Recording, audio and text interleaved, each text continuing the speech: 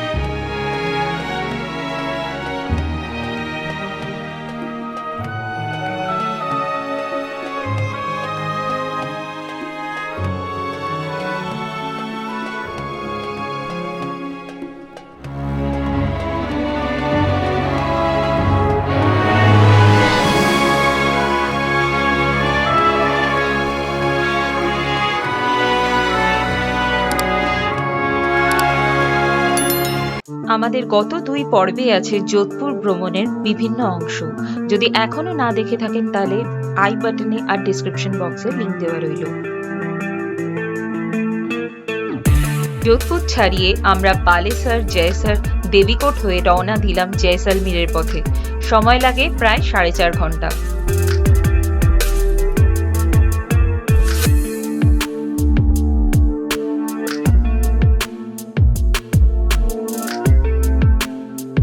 জয়সলমীর থেকে এখন 64 কিলোমিটার দূরে দাঁড়িয়ে আছি আমরা। রাস্তায় লাঞ্চ করতে হবে, তো ওটা রাস্তায় স্ট্রিট সাইড ধাবায় আমরা লাঞ্চ করার জন্য দাঁড়িয়েছি। এখানে ধাবাগুলো কিন্তু খুব একটা ইমপ্রেসিভ নয়, মেইনলি ভেজ ধাবা। তো ভেজ ধাবাতে তোমরা normal vegetarian north Indian foods পেয়ে যাবে।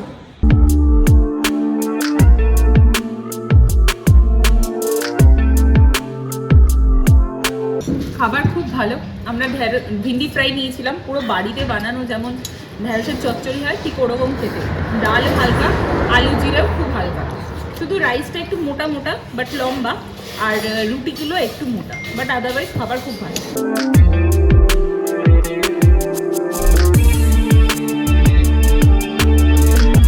ফাইনালি আমাদের চোখে পড়ল সোনার কেল্লা, অর্থাৎ জয়সলমীর ফোর্ট। যেন সত্যি সোনা দিয়ে মোড়ানো এই ফোর্ট, এত সুন্দর।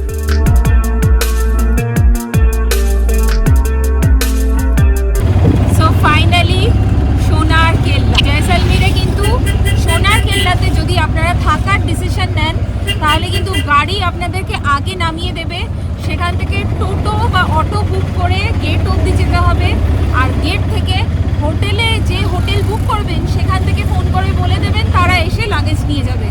আমরা যাচ্ছি ঠিক এইভাবেই।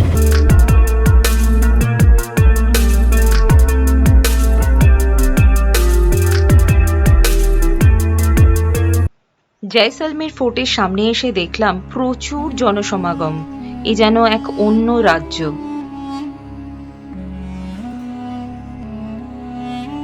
আমরা বুক করেছিলাম মাড মিরর হাউস।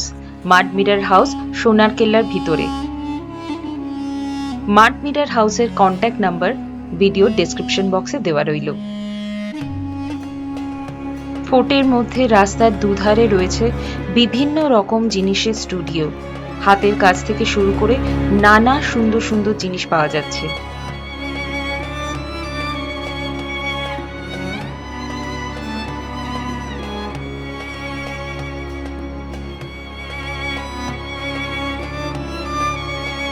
সো সোনার কেল্লাতে ঢুকে নিয়ে মাঝখানে একটা চক আছে, যে অবধি অটো আসে, অটো আমাদের নামিয়ে দিয়েছে। আমরা এখন হেঁটে যাচ্ছি। আশপাশে কিন্তু দুধারে শুধু দোকান আর দোকান, ভর্তি দোকান, ভর্তি জিনিসপত্র। দেখে তো মানে ভাবাই যাচ্ছে না এত কিছু সোনার কেল্লার ভেতরে। আমাদের মাড মিররের যিনি এসেছিলেন লাগেজ নিতে, তিনি বলেন আজকে ক্রিসমাসের জন্য এখানে ফুটফল প্রায় 1 লাখ লোকের, আর যেখানে জয়সলমীরের টোটাল পপুলেশনই হচ্ছে কিন্তু 70,000।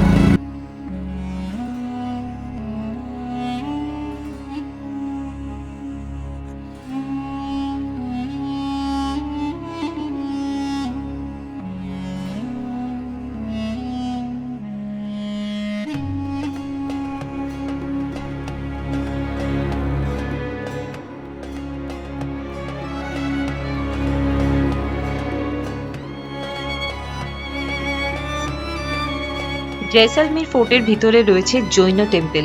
ওই জৈন টেম্পল সামনেই হলো মাড মিরর হাউস।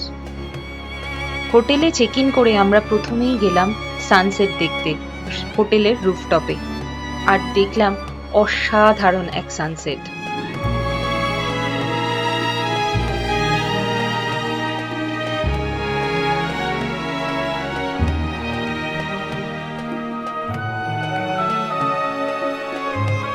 মনে হচ্ছে কি এবার আমি অসাধারণ একটা সানসেট, অসাধারণ। এরকম সানসেট যদি না দেখো জীবন একটা বড় মিস। জয়সালমীরে এলে সোনার কেল্লার ভেতর থাকো, কোনো একটা রুফটপ রেস্টুরেন্ট বা রুফটপ হোটেলে থাকো যেখানে রুফটপ ভিউ আছে, সেখান থেকে সানসেট দেখো, অসাধারণ ভিউ। নর্মালি আমরা যে সূর্যাস্ত দেখি কলকাতায়, সেই সূর্যাস্ত বিউটিফুল, যে কোনো sunset is beautiful, but this is something very special. এত সুন্দর, পেছনের দিকে স্কাইটা পুরো অরেঞ্জ হয়েছে, ওয়েস্টার্ন স্কাইটা, অসাধারণ অসাধারণ। ওদিকে অনুশ্রী বলছে ওদিকটা পাকিস্তান, অবভিয়াসলি ওয়েস্টে পাকিস্তান, তো ওদিকে সূর্যটা অস্ত গেল। তোমার মিরারে এই রুমটায় আমরা রয়েছি। ওপরে একটা রুম আছে যেখানে বুচু আর অভিষেক রয়েছে। This is the room. বাদিকে ওয়াশরুম, এখানে ছোট্ট ডিভানের মতো। এইটা অসাধারণ একটা জানলা যেখান থেকে পুরো সিটির ভিউটা আসে।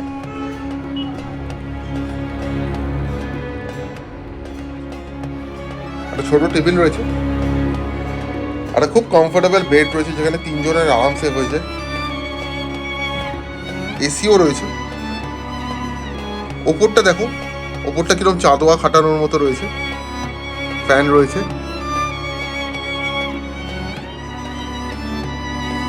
খুব সুন্দর ল্যাম্পশেড রয়েছে। রুমের বাথরুমগুলো দেখাই, বাথরুমটা দেখাই রাতের। দিস ইজ আ বাথরুম, ছোট সাইজের বাথরুম, গরম জলের ব্যবস্থা রয়েছে। আর বাথরুমে যেটা সবথেকে পছন্দ আমার সেটা হচ্ছে ভিউটা।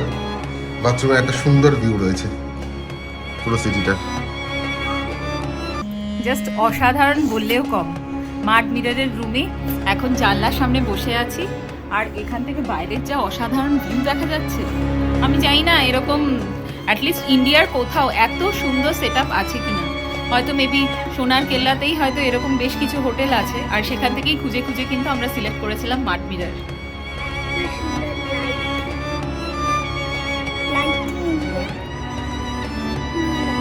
আর দূরে আমাদের অনেক দূরে রাস্তা, খুব সুন্দর রাস্তা। সব এত বৈচিত্র্যপূর্ণ, এত সুন্দর একটা শহর। চারদিকে দেখছি একই টোনের হলুদ, যে কোনো বাড়ি, ফোর্টের দেয়াল, যত দূর দেখা যায় বালির সঙ্গে মিশে গেছে পুরো শহরটা। অদ্ভুত সুন্দর শহর, একটা শহর যেটা বেশ কিছুটা ফোর্টের মধ্যে আর বেশ কিছুটা ফোর্টের বাইরে। অপূর্ব। আর আমাদের যেই রুম থেকে যে ভিউটা শহরের, অত্যন্ত সুন্দর, অত্যন্ত। এত সুন্দর ভিউ আমার দেখা কোনো হোটেলে এরকম সুন্দর ভিউ পেয়েছি কিনা মনে পড়ছে না। অসাধারণ। রাতে ডিনার করতে আমরা গেছিলাম চিরাগ হাভেলির উপর রোমানি রেস্টুরেন্টে।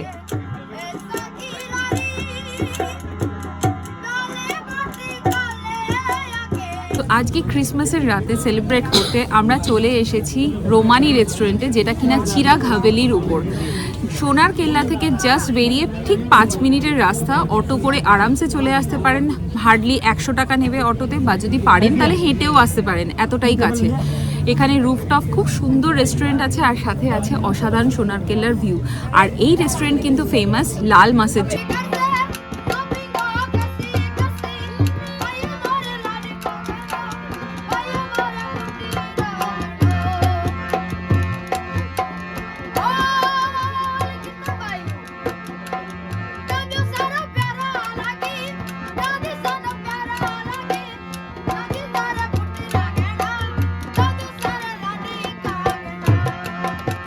রাজস্থানে আসার পর প্রথম লাল মাছটা খেয়েছিলাম অন দ্য রক্সে, যোধপুরে। লাল মাছটা ভালো ছিল। এখানে লাল মাছটা খেতে ভালো, কিন্তু লাল মাছের পিসের সাইজটা জাস্ট এইটুকু। Super expensive. এমনিতে দাম 500 টাকা, 5 পিস থাকে এরকম সাইজের। 25th ও 31st এই সিজনের জন্য দামটা করে দিচ্ছে 900 টাকা। এখন এসে ঢুকে আর বেরিয়ে যায়নি, কিন্তু 900 টাকা দিয়ে 5 পিস মাটন এই সাইজের, ইউ ক্যান ইমাজিন। ডিনার করে ফেরার সময় জয়সলমীর ফোর্টকে দেখতে ভীষণ মায়াবী লাগছিল।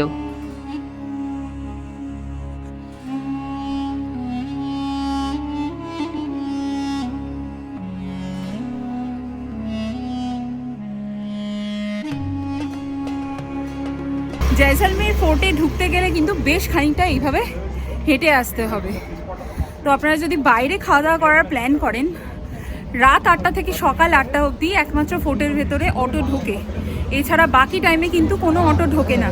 তো সেই টাইমটা কিন্তু আপনাদেরকে হেঁটে ঢুকতে হবে। আর তাছাড়া ফোর্টের মধ্যে দিয়ে ফোর্টে বহু লোকজন বাস করেন, তাই জন্য কনস্ট্যান্ট বাইক, ছোট গাড়ি যাতায়াত করছে যারা রেসিডেন্সিয়াল ওখানে থাকেন তাদের জন্য। সেদিন রাতে ঘুমানোর আগে কতক্ষণ যে জানলার ধারে বসে জয়সলমীর শহরটাকে দেখছিলাম ঠিক মনে নেই। আর পরের দিন সকালে উঠে দেখলাম এক অসম্ভব সুন্দর সূর্যোদয়।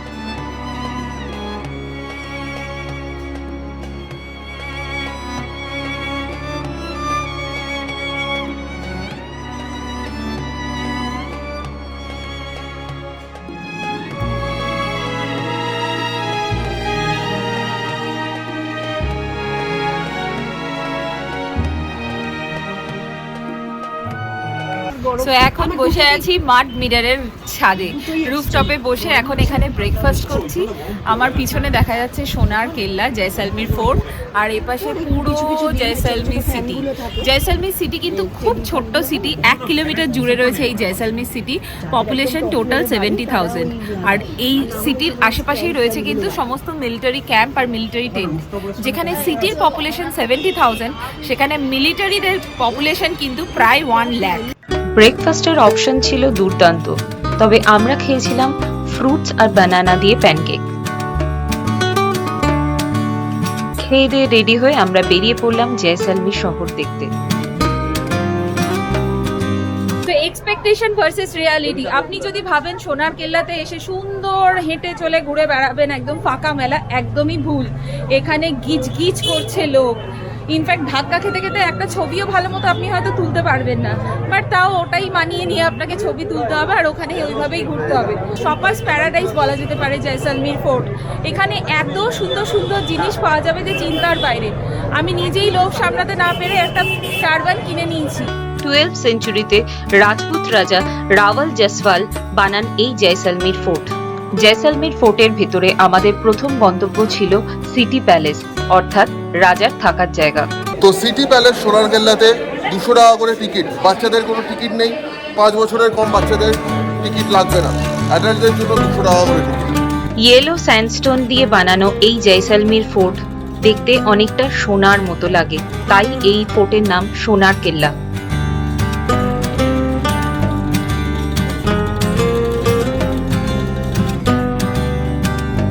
একসময় মোগল রাজা আলাউদ্দিন খিলজির আক্রমণে ভয়ে পুরো জয়সলমীর শহরই এই ফোর্টের ভেতরে বাস করত।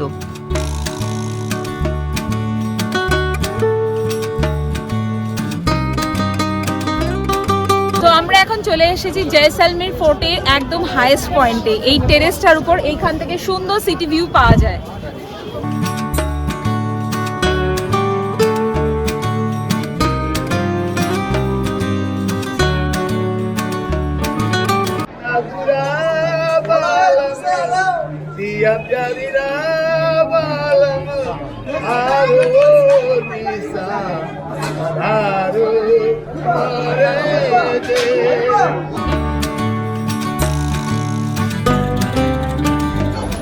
সোনার কেল্লার সেই ফেমাস সোনার বাটি।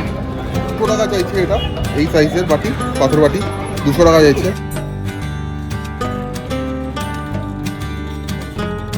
আমাদের এর পরের গন্তব্য ছিল মুকুলের বাড়ি। অস্কার জয়ী চিত্র পরিচালক সত্যজিৎ রায় 1974 সালে বানান এই সোনার কেল্লা সিনেমা আর শুট করেন এই জয়সলমীর ফোর্টেই। বাঙালির ইমোশন, ছোটবেলা থেকে মুকুলের বাড়ি, রাজস্থানে মুকুল বাড়ি যাবে, কত ইমোশন ছিল। আজ মুকুলের বাড়ি দেখার জন্য এসে এই হচ্ছে মুকুলের বাড়ির অবস্থা।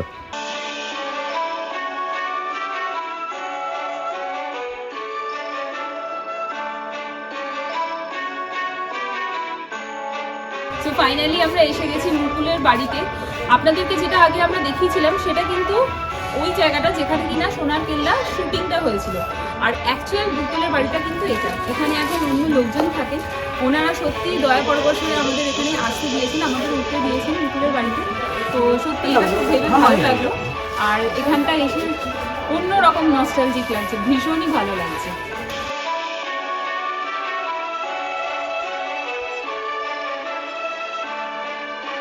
আমরা এখন যাচ্ছি পতপো কি হাভেলি দেখতে। ফোর্ট থেকে বেরিয়ে একটুখানি গেলেই পতপো কি হাভেলি, হেঁটেই আসা যায়, অটো নেওয়ার কোনো দরকার নেই। চাইলে অটো নিতে পারেন, অটো 100-150 টাকা নিয়ে নেবে, কিন্তু হাঁটা জাস্ট 5 মিনিটের মতো হাঁটা। 1805 সালে জয়সলমীরের অত্যন্ত ধনী ব্যবসায়ী গুমান চাঁদ পাটওয়া বানান এই পতপো কি হাভেলি।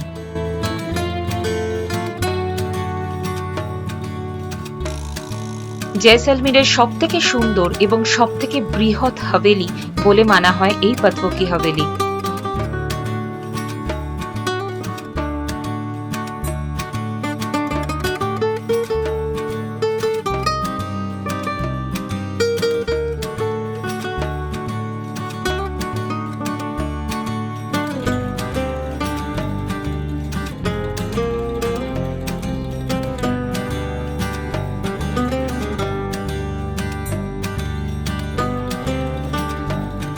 জয়সলমীরের রাস্তায় গলির মধ্যে যে বাড়িগুলো সেইগুলোই তো হাভেলি।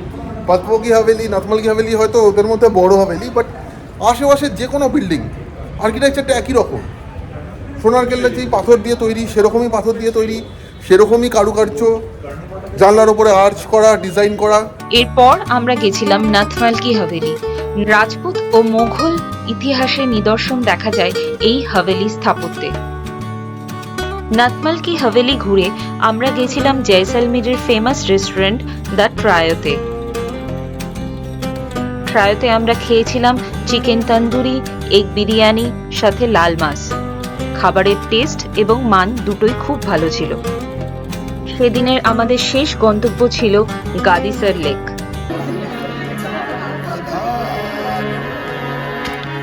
(1856 সালে মহারাজা রাওয়াল জসওয়াল বানান এই গাদিসার লেক। এটি একটি আর্টিফিশিয়াল লেক এবং এরপরে 1367 সালে গদসি সিং আবার এই লেকের পুনর্নির্মাণ করেন। জয়সলমীরে এসে গাদিসার লেকের সানসেট যদি না দেখেন তাহলে সেটা কিন্তু সম্পূর্ণ মিস করবেন।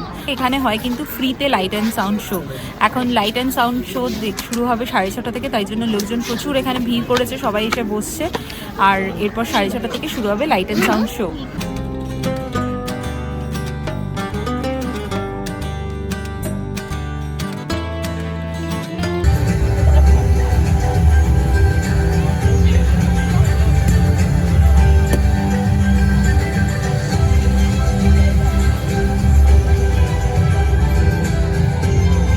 লাইট অ্যান্ড সাউন্ড শো কিন্তু সানসেট ছাড়া গাদিসারের লেকের আরেক অন্যতম আকর্ষণ।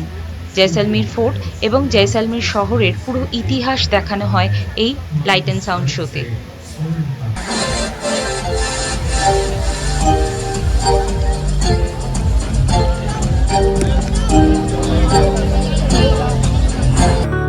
ফেরার সময় আমরা জয়সলমীর ফোর্টের বাইরে খেয়েছিলাম মালাই দুধ। কনকনে ঠান্ডায় মালাই দুধ।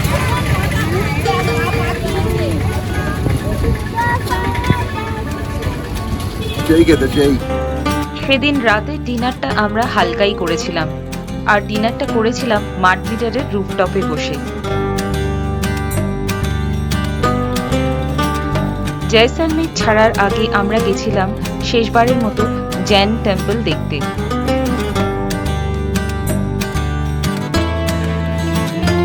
এরপর জয়সলমীর ছেড়ে আমরা বেরিয়ে চললাম বালির দেশে।